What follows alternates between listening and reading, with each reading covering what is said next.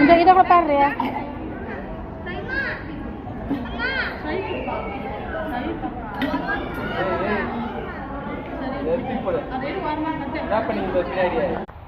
Hi guys, మాకు చిన్న పాప పుట్టింది, మా చెల్లి కూతురు.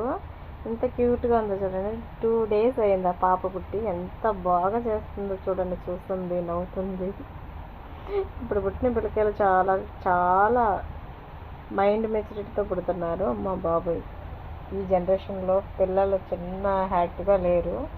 చూడండి ఎంత క్యూట్గా ఉంది మా బంగారు తల్లి కదా. పురుడికైతే నేను పోలేదు, నాకు బాగాలేదు కాబట్టి నేను వెళ్ళలేదు.